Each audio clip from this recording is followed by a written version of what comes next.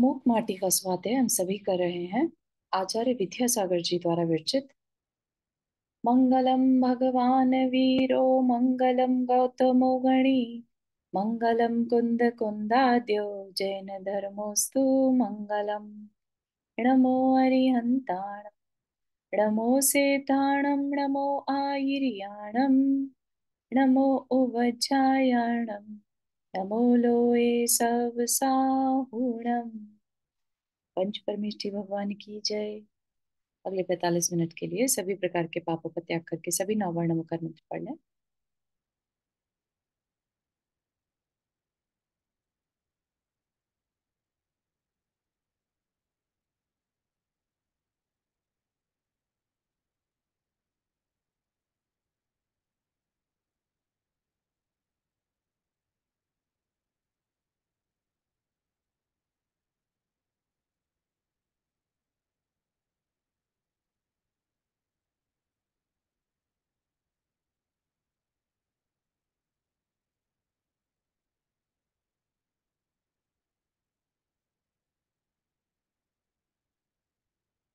हम्म, तो हमारा इसमें जो विषय चल रहा था, किसी को ध्यान है क्या विषय था?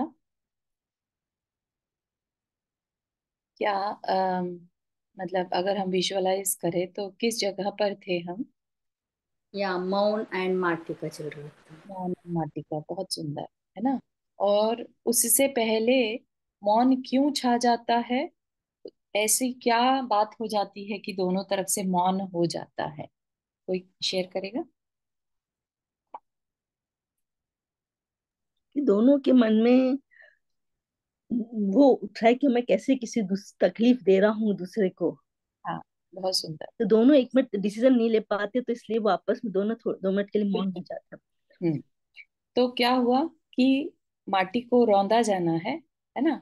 और कुम्हार जो कि माटी की रिस्पेक्ट भी करता है, माँ माटी कह रहा है ना, उसको कैसे रौंद दे, पैरों से कैसे कुचल दे। तो उसके उसके पैर उठ ही नहीं रहे हैं, जैसे खून रुक गया हो अंदर में। और उसका अंग अंग, एक एक अंग की चर्चा की गई थी। Each and every part of his body is giving up, कि नहीं ये हमसे नहीं हो पाएगा, है ना। और जब उससे कुछ ये नहीं हुआ, उसका पैर ही नहीं उठा, तो वो एकदम मौन खड़ा है कि क्या करना चाहिए, कुछ समझ में नहीं आ रहा उसको। और उधर माटी, क्योंकि वो रुंधवाना चाहती है, क्योंकि उसके बिना वो कलश नहीं बन पाएगी, है ना। लेकिन ऐसा तो नहीं है कि वो कुम्हार का जो शिल्पी है उसका पैर उठाकर अपने ऊपर रख ले, है ना।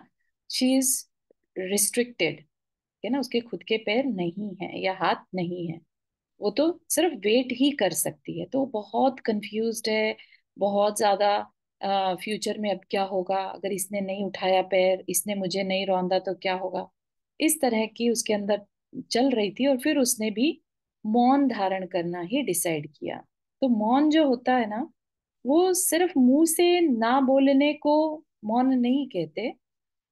मन के विचार भी चलना जब बंद हो जाए, दिमाग ही काम नहीं करा, तो क्या करो? मौन धारण कर लो, है ना। तो उस कैटेगरी का मौन दोनों ने धारण कर लिया, कोई नहीं बोल रहा है। अब मौन बोलता है, ठीक है ना। तो मौन ने बोला आस्था की बात, तो उस पे माटी को अच्छा नहीं लगा, ठीक है ना। फिर बात चलती है यहाँ पर प्रकृति की।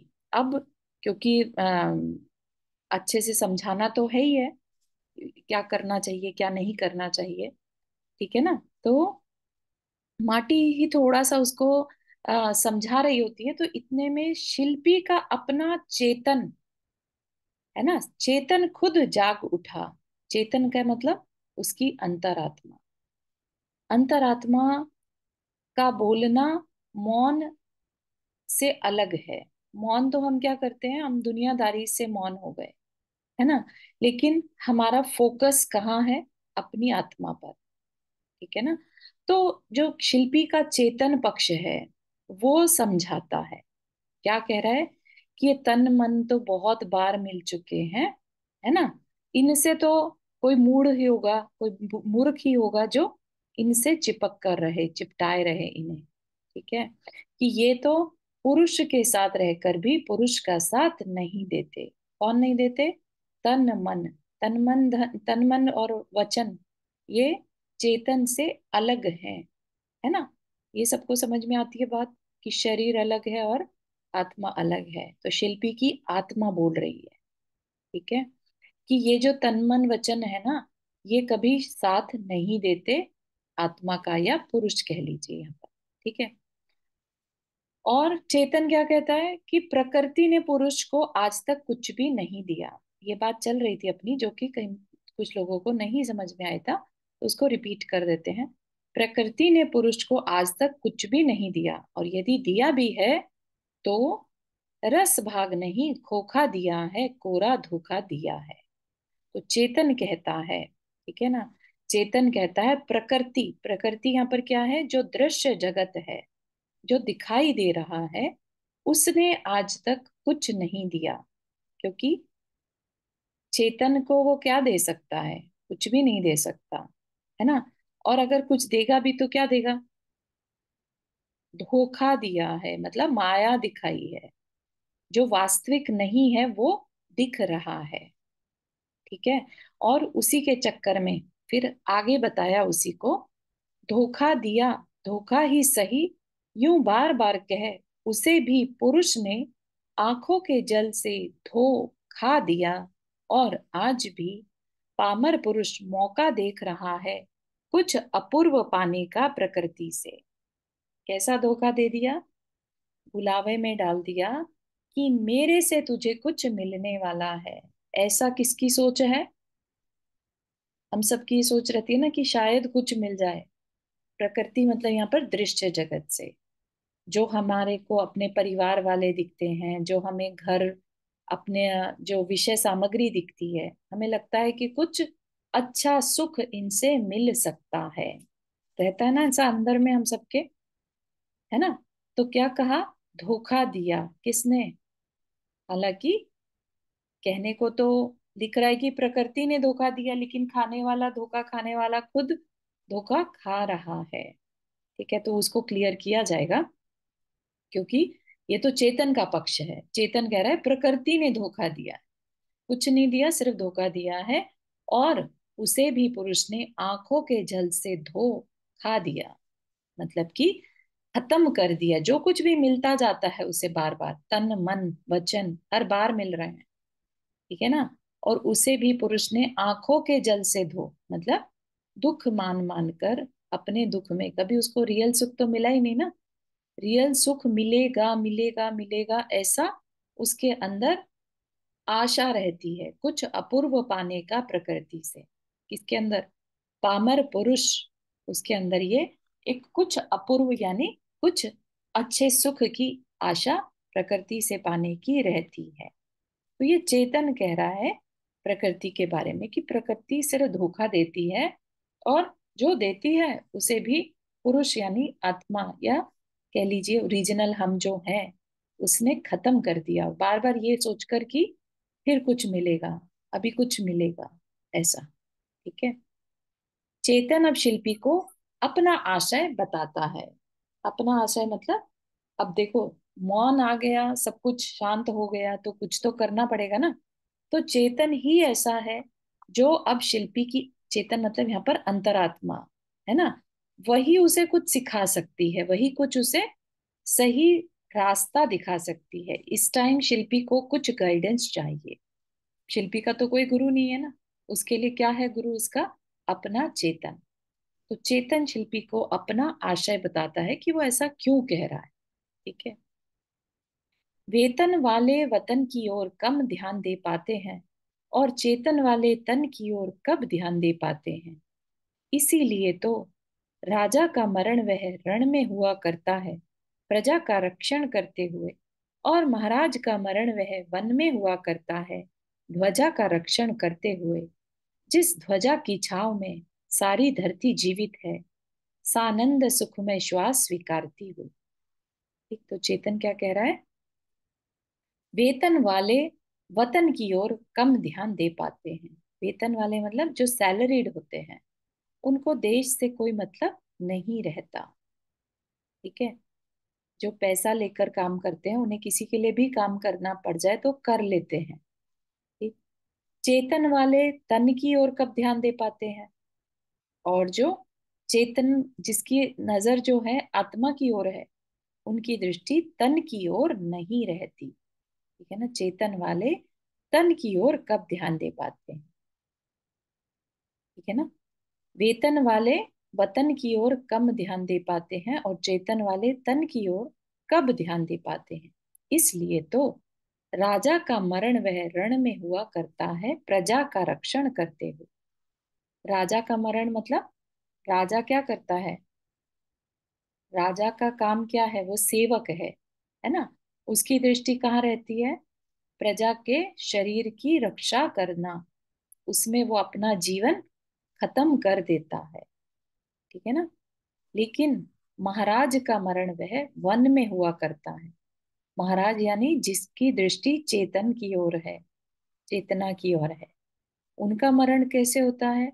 वन में हुआ करता है, जंगल में। ठीक है ना? क्या करते हुए? ध्वजा का रक्षण करते हुए। कैसी ध्वजा? जिस ध्वजा की छांव में सारी धरती जीवित है। आज धर्म है तो जीवन दिखाई देता है ना? अहिंसा परमो धर्म। अगर सब एक दूसरे को मार काट कर खा जाएंगे, खत्म कर देंगे, तो कुछ नहीं बचेगा। धरती क्या हो जाएगी? मृत समान। ठीक है ना? तो ये धर्म की ध्वजा ही कौन संभालता है? महाराज संभालते हैं, यानी मुनि महाराज। और मुनि महाराज का ध्यान किधर रहता है? तन की ओर ना धोकर चेतन की ओर। जिनका ध्यान चेतन की ओर है, वो अपना मरण की भी चिंता नहीं करते हुए, इस शरीर की चिंता नहीं करते हुए, किसकी चिंता करते हैं? ध्वजा का रक्षण करते हैं, धर्म ध्वजा का। है ना? उनका जीवन जाए तो जाए, लेकिन धर्म नहीं जाना चाहिए। बहुत सारी पुराण में कथाएं आती हैं जहां उन्होंने धर्म की प्रभावना के लिए, धर्म पर दोष ना लग जाए, इसके लिए उन्होंने अपने जान तक देने की परवाह नहीं करी। है ना? कितनी ही अपने भक्तामर स्तोत्र है जैसे, या इवन जो रत्नकरण शावकाचार्य के जो समंत भद्राचार्य हैं, है ना, जब उन्होंने स्वयंभू स्तोत्र लिखा तो उनको झुकने को कहा गया, तो उन्होंने कहा नहीं, मेरे धर्म के अलावा मैं कहीं और नहीं झुकूंगा। अपने धर्म ध्वजा का रक्षण करते हुए उन्होंने अपने प्राणों की चिंता नहीं करी। ठीक है ना? ये तो प्रमाण हमें शास्त्रों में मिलते हैं। हाँ नंदा जी, आपने हाथ रेस किया। सॉरी, ये शंभू महाराज वही थे जिनको वो मतलब इस पिंडी में से जो भगवान प्रकट हुए थे? हाँ जी, हाँ जी, वही है अच्छा। जिन्हें भस्मक बीमारी हो गई थी। हाँ हाँ, बहुत अच्छी कहानी है, बहुत ही अच्छी। और वो अभी तक है, वो पिंडी खुली हुई और उसके अंदर थी भगवान की मूर्ति। ओके, वो नहीं जानकारी है मुझे, बट डेफिनेटली पंचम काल के आचार्य रहे, बहुत बड़े आचार्य। हाँ नहीं, मेरी सिस्टर ने वहां जाके दर्शन किए हुए हैं कि पिंडी ऐसे फटी हुई है और हम्म। उसके चारों तरफ जंजीरों से मतलब ऐसे बनाया हुआ है कि, और उसके बीच में भगवान है, अभी भी है। अच्छा। ओके। बहुत ही प्रेरणा वाली कौन कहानी। कौन सी जगह पे? कौन सी जगह मैं पूछ के बताती हूँ कल, है। हाँ पे? ठीक बनारस में है, बनारस। बनारस में। है। मुझे ओके। एग्जैक्टली वाराणसी। जगह नहीं मालूम, लेकिन ये मालूम है कि वो है अभी ये भी। भी है, ठीक है, तो आइए वाराणसी में। वाराणसी। ठीक है। बहुत शंभू मंदिर सुंदर में जगह। ससुराल वो लिखा है, वो है? हम्म, शंभू मतलब? स्वयंभू स्तोत्र। स्तोत्र अच्छा। मतलब जैसे भक्तामर स्तोत्र है, ऐसे हाँ ही हाँ। स्वयंभू स्तोत्र है। अच्छा अच्छा। हाँ, उसमें भी 24 भगवानों की स्तुति की गई है। ठीक है ना? थैंक स्वामी। जी। ठीक है, तो सारी धरती उनकी वजह से आज जीवित है, सानंद सुखमय श्वास स्वीकारती हुई। ठीक, तो ये चेतन बता रहा है कि जिसकी दृष्टि चेतन की ओर है, वो तन की ओर ध्यान नहीं देते। शरीर तो आना जाना वाला है, बार बार मिलता है, और उसको हम यूज सही से नहीं करते और खो देते हैं। ठीक है ना? तो यहां तक समझाया। अब जब ये सुना कि प्रकृति धोखा देती है, प्रकृति करती क्या है, प्रकृति ने आज तक दिया क्या है ना, ये सुनकर प्रकृति की आकृति में तुरंत ही विकृति उदित हो आई। ठीक है, तो एक कविता है, कवि की दृष्टि है। ठीक है ना, ऐसा नहीं सोचेगा कि कवि प्रकृति कोई देवी बन गई और ऐसा कुछ होने लगा। ठीक है, वो अपने मन में ऐसे विचार ला रहे हैं। चेतन को भी एक कैरेक्टर बना दिया, है ना, ऐसे ही प्रकृति को भी एक कैरेक्टर बना दिया। प्रकृति की आकृति में तुरंत ही विकृति उदित हो आई। सुनकर अपनी कटु आलोचना और लोहिता शुभिता हो आई। उसकी लोहमयी लोचना प्रखर किरणावली फूटती जिनसे, जिस आलोक से उसका ललाट तल आलोकित हुआ, जिस पर कुछ पंक्तियां लिखित हैं। ठीक, तो ये तो समझ में आ ही रहा होगा इसीलिए। क्या हुआ कि उसकी लोहमयी लोचना, किसकी, प्रकृति की आंखें जो थी बड़ी दृढ़ आंखें भी जो है लोहिता शुभिता यानी क्रोध से लाल हो गई। क्यों लाल हो गई? अपनी कटु आलोचना सुनकर। ठीक, और उसके ललाट पर कुछ पंक्तियां उभर कर आने लगी। ठीक, क्या कह रही है? प्रकृति नहीं, पाप पुंज पुरुष है। प्रकृति की संस्कृति परंपरा पर से पराभूत नहीं हुई, अपितु अपनेपन में तत्परा है। देखो, बहुत बहुत ही गहरा विषय दिया है यहाँ पर। प्रकृति नहीं, पाप पुंज पुरुष है। पुरुष ही पाप करता है, प्रकृति उससे पाप करवाती नहीं है। ठीक है, तो जो अभी बात कर दी, प्रकृति ने धोखा दिया। प्रकृति तो क्या कर रही है? अपनी ही ओरिजिनल जो उसके गुण धर्म है उसी के हिसाब से काम करती है, अपनेपन में रहती है, अपने में रहती है। लेकिन पुरुष जो है यानी आत्मा या शरीर, जो मनुष्य कह लीजिए, वह पाप का पुंज है, पाप का ढेर है। ठीक है, वो क्या करता है? प्रकृति से पाप के इंतजाम ढूंढ लेता है और इल्जाम किस पर लगा देता है? प्रकृति के ऊपर। जैसे इसका सबसे एक बार फिर अच्छा से समझाएंगे एग्जाम्पल, इसको? हाँ, इसका सबसे अच्छा एग्जाम्पल होता है अल्कोहल। अल्कोहल प्रकृति में बनता है अपने आप। अगर कोई चीज कोई भी अनाज अगर सड़ने लगे, फर्मेंटेड हो जाए, कुछ टाइम के लिए सड़ने लगे, तो उसके अंदर मादकता की क्वालिटी आ जाती है। ठीक है, ये प्रकृति है। उसको पीकर अगर पुरुष मिसबिहेव करने लगे, पाप कार्य करने लगे, इसमें प्रकृति का क्या दोष है? ठीक है ना, प्रकृति तो जैसी है वैसी है। प्रकृति नहीं कहती कि मुझे तुम मुझसे अट्रैक्ट हो, मेरे लिए सब कुछ छोड़ दो, मेरे लिए तुम चेतन को भी आ, नजरअंदाज कर दो। प्रकृति नहीं कहती, ये हमारी खुद की कसाई करती है ना। तो कहा प्रकृति की संस्कृति परंपरा पर से पराभूत नहीं हुई। संस्कृति परंपरा मतलब अनादिकाल से प्रकृति तो जैसी है वैसी है। उसको पुरुष यानी जो आत्मा है, जीव है, वो जैसा चाहे यूज करना वैसे करता है। चाहे वो उसे पाप में यूज करे, फिर चाहे उसे पुण्य में यूज करे, है ना। एक फूल वैश्य के वहां भी चढ़ता है, और एक फूल मंदिर में देवी भगवान के आगे भी रखा जाता है, या मतलब पूजा में यूज होता है। ठीक है ना। तो प्रकृति तो कुछ नहीं कह रही ना कि तुम मुझे मंदिर में चढ़ाओ, कि मुझे शमशान में चढ़ाओ, कि मुझे वैश्य के यहाँ चढ़ाओ।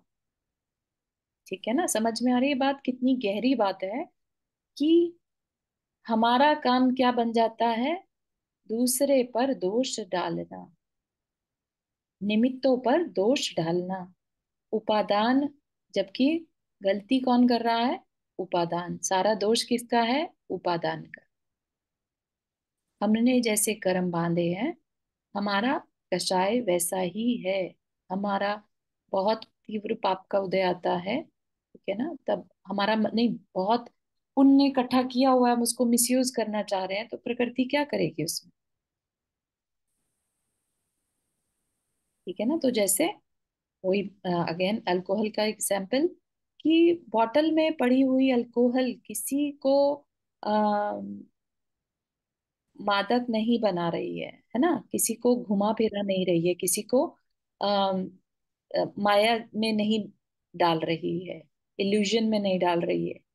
लेकिन जब वो पुरुष खुद उसे कंज्यूम करता है, प्रकृति के पास जाता है, उसको अपना मान लेता है, अपना अच्छा, कि मेरा इसमें अच्छा होगा, है ना। और फिर जब नहीं होता तो दोष प्रकृति को दे देता है कि ये तो अल्कोहल की वजह से मैंने ऐसा कर दिया, अगर ये अल्कोहल नहीं होती ना तो शायद मेरे से पाप नहीं होता, है ना। जबकि कारण क्या था, उसकी खुद की आशा है।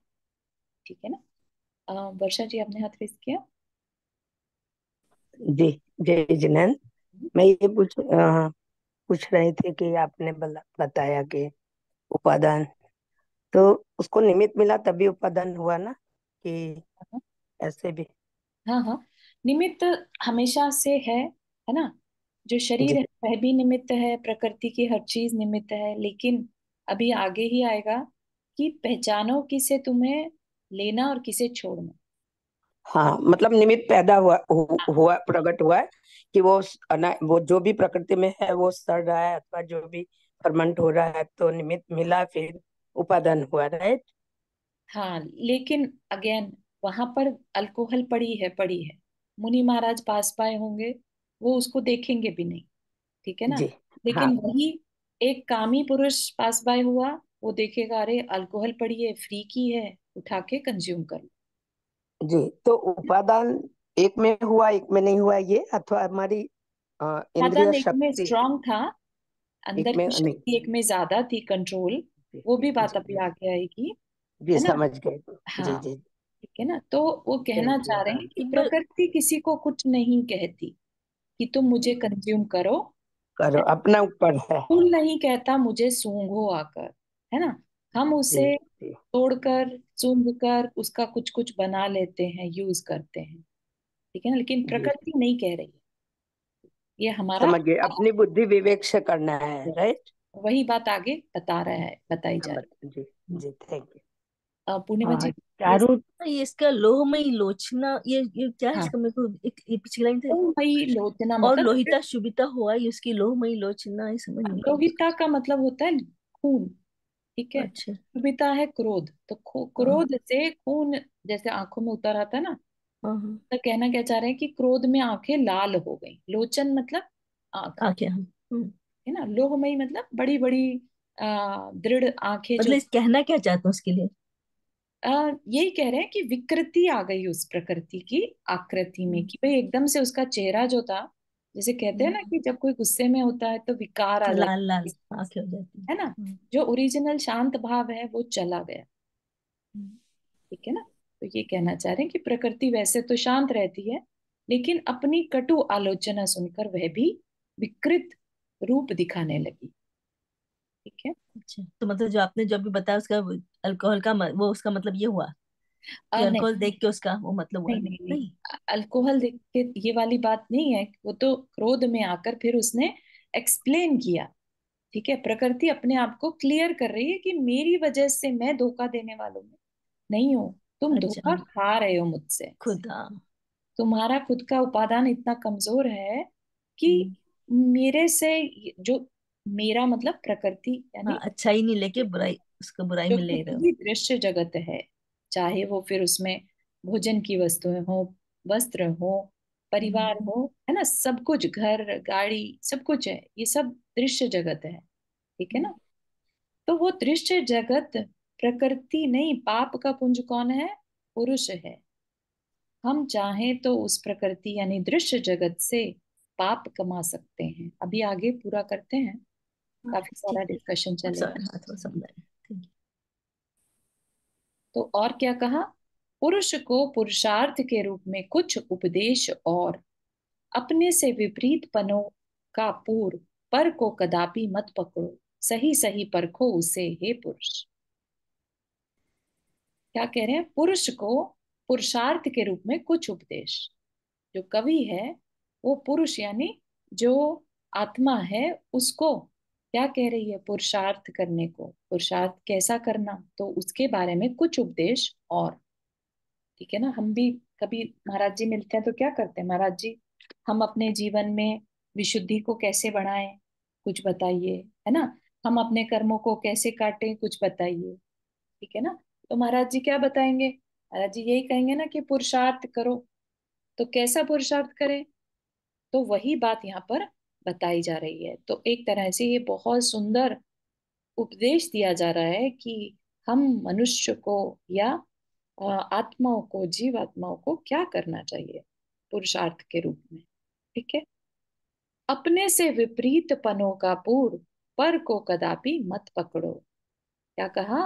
अपने से विपरीत यानी जो जड़ है ना, चेतन से विपरीत है ना जड़। जो भी क्वालिटीज चेतन में है वो जड़ में नहीं है, और जो जड़ में है वो चेतन में नहीं है। तो अपने से विपरीत पनों का पूर, पर को कदापि मत पकड़ो। पर मतलब जो कुछ भी स्व नहीं है, जो भी हम नहीं है, दूसरा है, चाहे फिर वो अपना घर हो, घर को हम अपना मान लेते हैं, परिवार को अपना मान लेते हैं, तो कहा पर को कदापि मत पकड़ो। बहुत गहरा अध्यात्म आ गया यहाँ पर। ठीक है ना, कि पर को लेकर हम दुखी हो जाते हैं, कि पर को अपना मानते हैं, तभी हमें तकलीफ होती है उसके मिलने पर, बिछुड़ने पर, है ना। तो ये सारी चीजें हम कब होती हैं? जब हमने पर को पकड़ा है। क्या कहा? सही सही परखो उसे हे पुरुष, किसी विध मन में मत रख पाप रखो, परखो उसे पल भर, परखो पाप को भी, फिर जो भी निर्णीत हो अपना लो, अपना लो उसे। मतलब कितने मन से लिखा होगा ये, एक एक शब्द सोच कर आप ये भी अंदर से देखते चलिए कि परखो कह दिया पहले, तो परखो, लेकिन यहाँ पर क्या कह रहे हैं? पर को खो दो, पर को छोड़ दो, है ना। किस विध मन में मत पाप रखो। किस विध मतलब किसी भी तरह से मन में पाप मत रखो। यहाँ पर क्या कहा था ऊपर? प्रकृति नहीं, पाप पुंज पुरुष है। मतलब कि कुछ भी करना है तो अच्छी चीज तो फिर भी करना अलाउड बताया है पुरुषार्थ में। हमें क्या करना? हमें पाप से बचना, मत पाप रखो। ठीक है ना। यहाँ पर कहीं पर भी ये नहीं कहा कि पुण्य भी मत करो, ऐसा नहीं कह रहे, पाप मत करो। के तो ये जो उपदेश इस समय दिया जा रहा है वो हम जैसे जो पढ़ रहे हैं उनको दिया जा रहा है कि किस विधि भी मन में पाप मत रखो, पर खो उसे पल भर। पर क्या करना? उसे खो उसे पल भर। किसको? मन को। मन ही तो हमारे सारे पाप का कारण है ना। तो उस मन से भी अपने आप को अलग करके क्या करो? फिर परखो पाप को भी, कि जो क्रिया हमने सिलेक्ट करी है उसके पीछे हमारा कुछ इमोशनल अटैचमेंट, हमारा लोभ तो नहीं है बहुत ज्यादा। क्योंकि मन क्या कहेगा? वो डिसाइड ही नहीं करने देगा, अरे बढ़िया है, बहुत अच्छा है, करो करो, अच्छा है, ऐसा, है ना। तो क्या कहा? परखो पाप को भी। जो डिसीजंस हमने लिए हैं उनको परखो। परखो मतलब उनको टेस्ट करो कि वो ठीक है कि नहीं। कैसे कर पाएंगे उसे?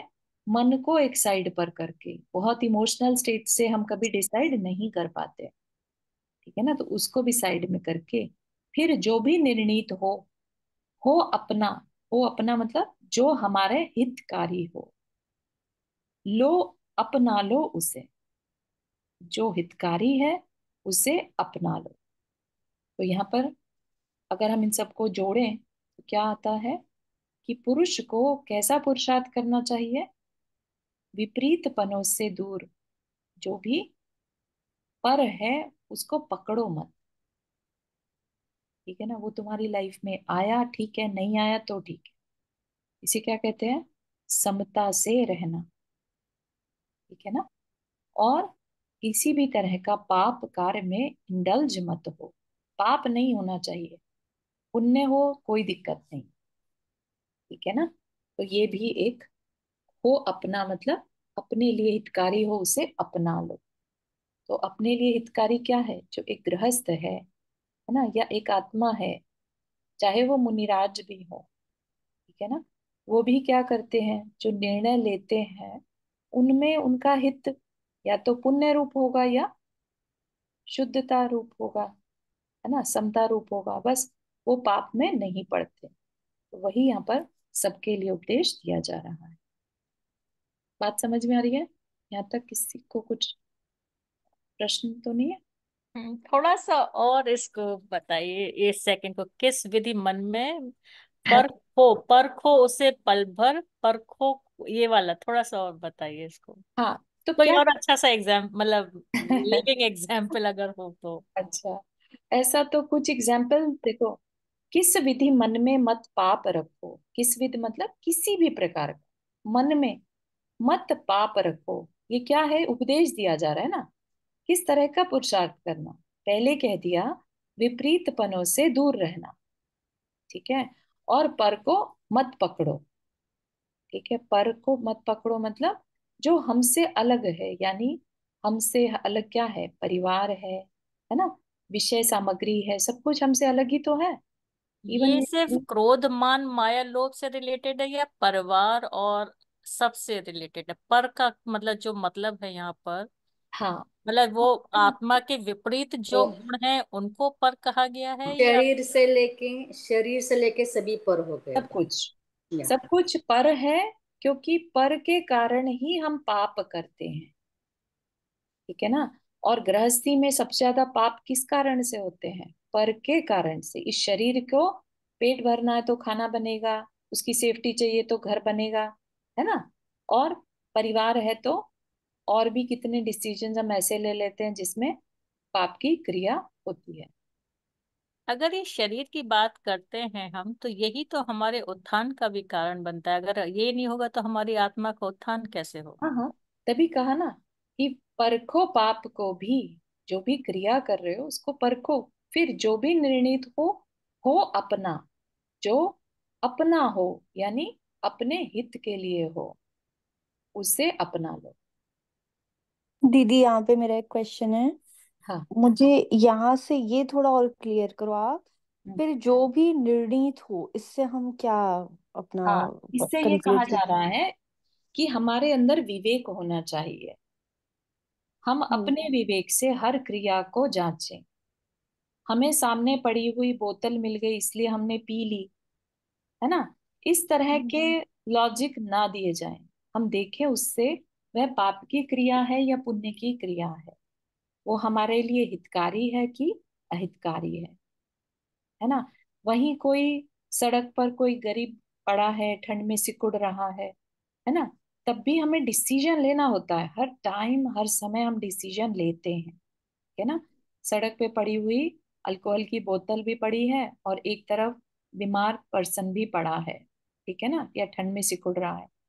हमारी डिसीजन दोनों तरफ चलेगा, ईच एंड एवरीथिंग में हमारा डिसीजन होता है। हम उस अल्कोहल की बोतल को लेकर कंज्यूम कर लें क्या? किसने डिसीजन लिया कि नहीं करना?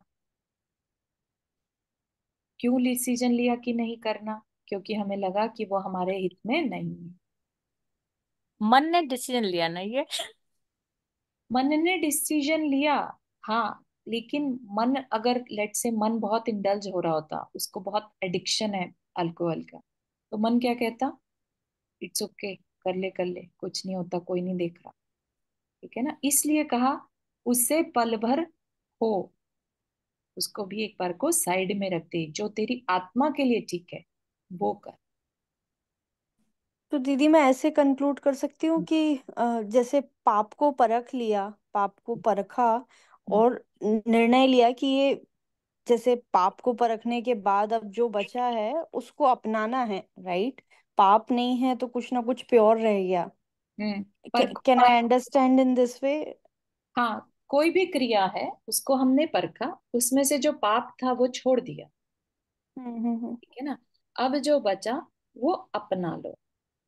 हम्म मतलब अपना विवेक देखो क्या चीज है, हाँ उसमें अपने लिए क्या अच्छा है, जिससे हाँ अपने पाप नहीं बन रहे हैं, और जो हाँ, जिससे पाप बन रहे हैं उसको छोड़ दो, यही है ना मतलब।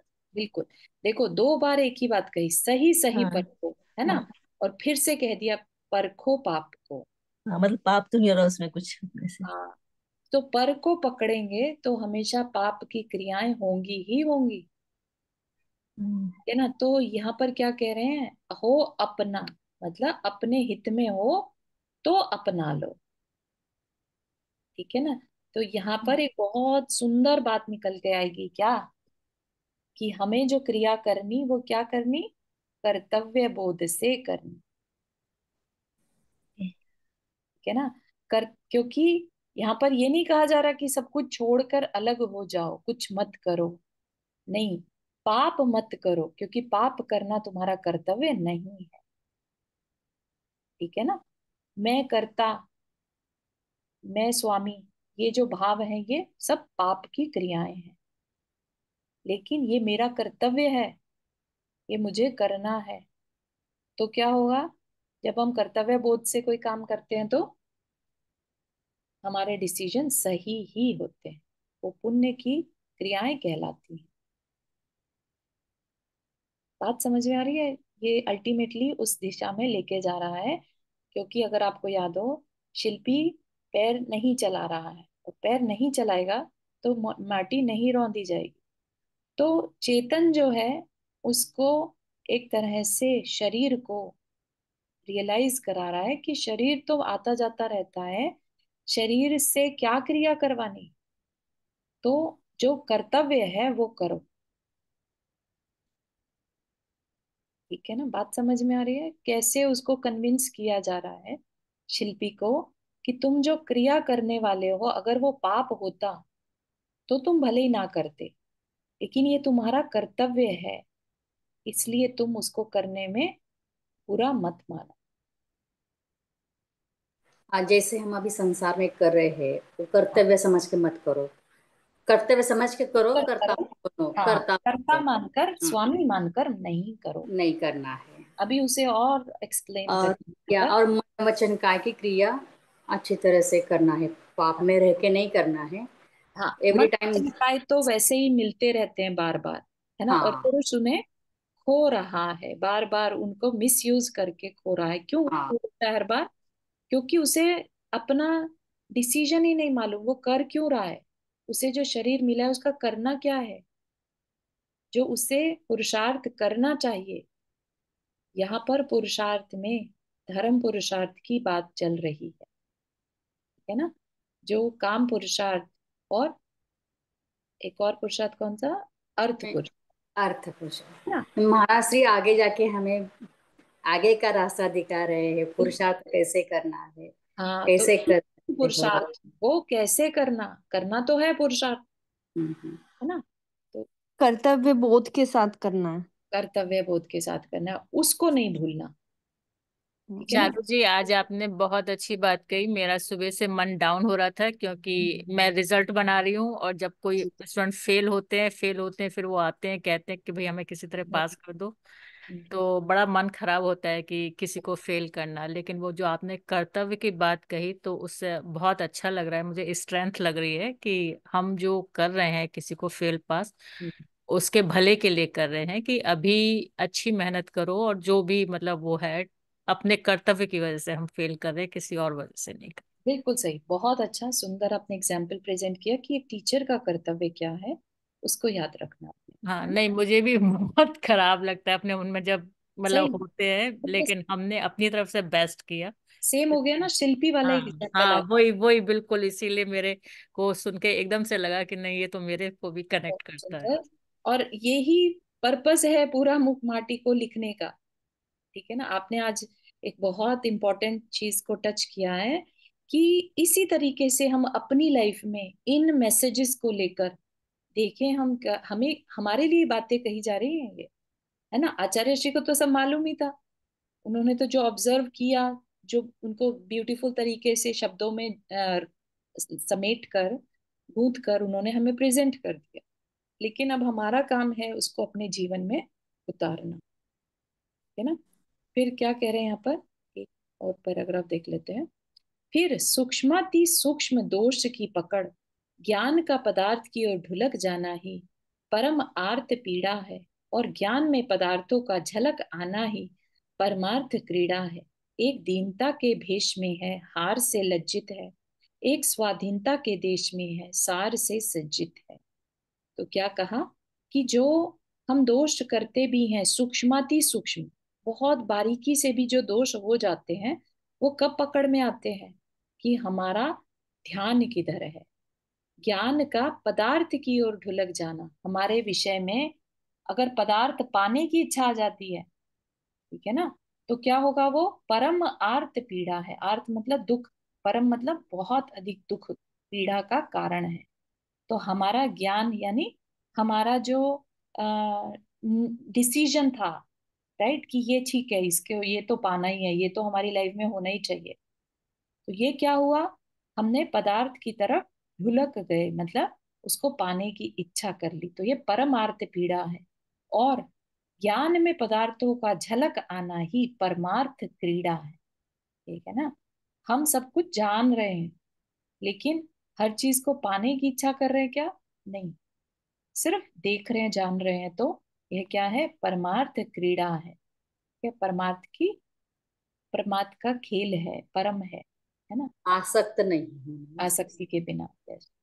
एक दीनता के भेष में है, हार से लज्जित है, उसमें क्या है, हम हार जाते हैं, हमारे जीवन का जो लक्ष्य था हम उससे हट गए, है ना, वहां पर हार है। एक स्वाधीनता के देश में है, सार से सज्जित है, हमारे को क्या करना था, कर्तव्य बोध क्या था, हमें अपने को ज्ञाता दृष्टा बने रहना था, है ना, पदार्थों में नहीं पड़ना था। और हमने अगर उस तरीके से जीवन जी लिया तो क्या हुआ, स्वाधीनता के देश में सार से सज्जित है ना, हमने अपना जीवन सार पूर्ण तरीके से स्वाधीन होकर, बिना किसी के कंट्रोल में। अभी हम किसके कंट्रोल में चलते हैं? मन के कंट्रोल में चलते हैं, मन को जो चाहिए बस वह करते हैं, ठीक है ना। तो ये बात बताना चाह रहे हैं कि मन के कंट्रोल में होकर काम करेंगे तो दुख ही फील होगा, लेकिन स्वाधीन होकर करेंगे तो यही परमार्थ है, ठीक है। पुरुष की पिटाई प्रकृति ने की, प्रकारांतर से चेतन भी उसकी चपेट में आया। गुणी के ऊपर चोट पड़ने पर गुणों पर प्रभाव पड़ना ही है। यहाँ तक रखते हैं आज के लिए। क्या कह रहे हैं? पुरुष की पिटाई प्रकृति ने की। पुरुष की पिटाई यानी कि जो पर्सन है ना, या आत्मा है, उसकी पिटाई प्रकृति ने की, यानी उसको एक तरह से पीट दिया, या जैसे कहते हैं ना कि एकदम धुलाई कर दी उसकी, ठीक है ना। तो प्राकारांतर से चेतन भी उसकी चपेट में आ गया।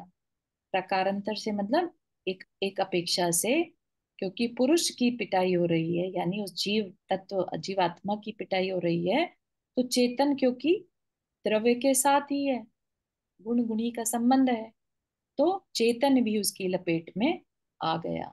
यानी प्रकृति ने पुरुष और चेतन दो अलग अलग कैरेक्टर बना दिए थे, दोनों की पिटाई कर दी, यानी दोनों पर वार किया।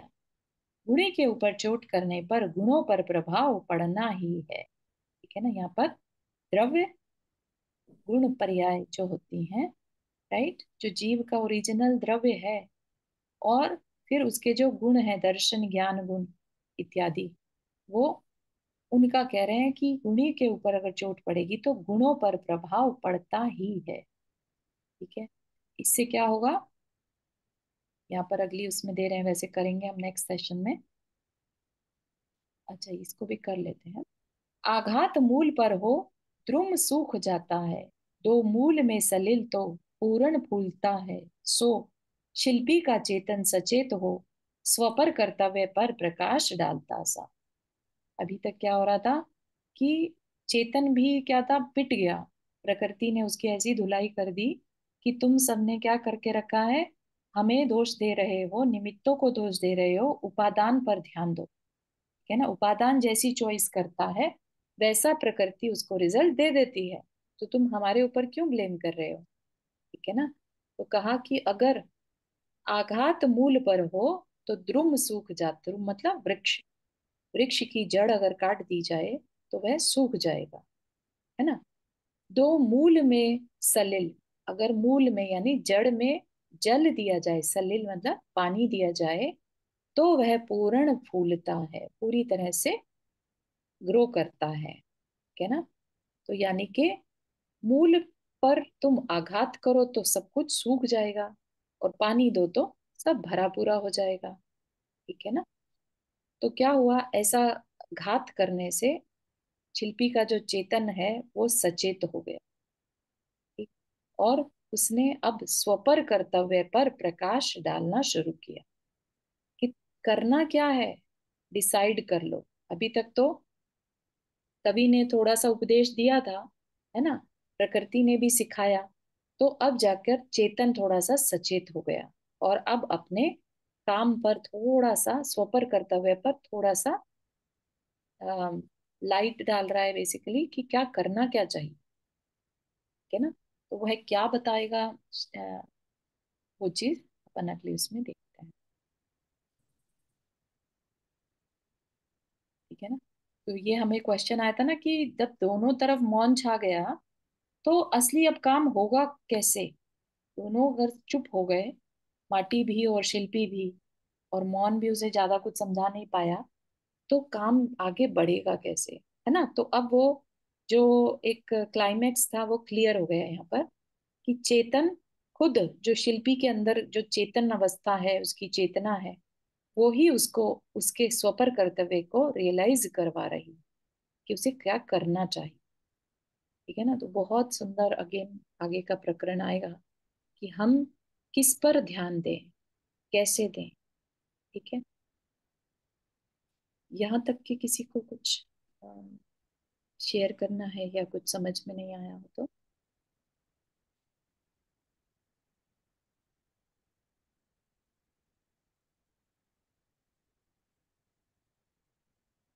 क्लियर हो रहा है। हाँ, ये तो ठीक है। ये आघात मूल पर हो तो द्रुम सूख जाता है, तो हम इसको विजुलाइज तो कर सकते हैं, समझते हैं, लेकिन हमारी सोल और उसका, उस मतलब शरीर का, और उससे कैसे हम इसको समझें। मूल हो गया बेसिकली हमारा चेतन, चेतन। है ना। तो मूल पर आघात एक तरह से, यहाँ पर जब उन्हें डांटा गया या बताया गया कि उपादान, मूल यहाँ पर क्या हो गया, उपादान, है ना। तो मूल तुम्हें ही कुछ सही डिसीजन लेना होगा। ठीक है ना। तुम ब्लेम नहीं कर सकते हम पर, प्रकृति पर। ठीक है। तो वह बता रहे हैं कि अगर वही सही डायरेक्शन में हो तो फलता फूलता है, और वही अगर आघात रूप हो तो सूख सकता है। ठीक है ना। तो चॉइस करनी पड़ेगी। तो अब शिल्पी का सचेत चेतन सचेत हो गया, ये तो अब मुझे ही कुछ करना पड़ेगा।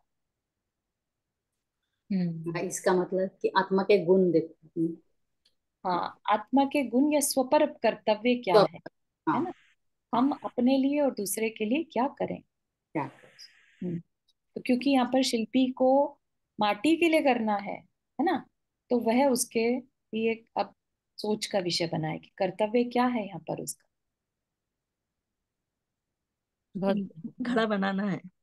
घड़ा बनाना उसका कर्तव्य है। हाँ। इससे वो पीछे नहीं हट सकता, सिर्फ इसलिए कि अरे इसको इसको पैर कैसे रखूं मैं इसलिए इसके। इसको मट्टी रोलनी पड़ेगी। इसके नीचे जो आपने जो ऊपर पापड़ लाइन, वो लाइन को देखेंगे तो सब चीज आ जाती है। इसके ऊपर वाला थोड़ा नीचे करिए, इसको स्क्रॉल करके, जो आपने बताया ना, परखो पाप को भी। अच्छा। हाँ, वो लाइन से मेरा सारा पूरा सार आ जाता है। बिल्कुल। यदि परखो पाप को भी, हो अपना लो, अपना लो उसे, जो पूरा दिया ना डिटेल में, हो अपना, फिर लो अपना लो उसे, जो अपना हो उसे अपना लो। जो अपने हित में हो, है हाँ, ना। अपने हित में, मतलब वही इसका में क्या है, पूरा, कर्तव्यपना। मतलब पूरा सार आ गया ना इसमें। बिल्कुल सही। Thank you. ठीक है, यहीं तक रखें। कुछ पूछना है, रोशनी हाथ खड़ा है। नहीं दीदी, वो पहले ही किया था। हम्म, क्लियर है मुझे, हाँ। ओके। चलिए, जिनवानी स्तुति। जावानी के ज्ञान से सूझे लोका लो, सो वाणी मस्तक धरो सदा दे तो दो। हे जिनवानी भारती तो ही जपो दिन रैन, जो तेरा शरणा गए सो पावे सुख चैन। नौ पालन करना।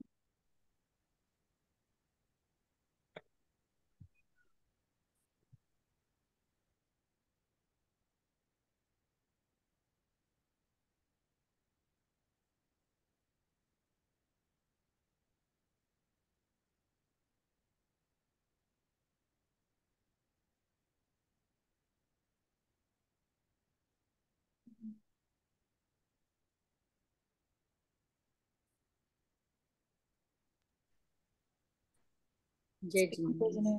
जय जिनेन्द्र सबको। जय जय जिनेन्द्र। जिनेन्द्र, जय जय जिनेन्द्र सभी को। जय जिनेन्द्र सभी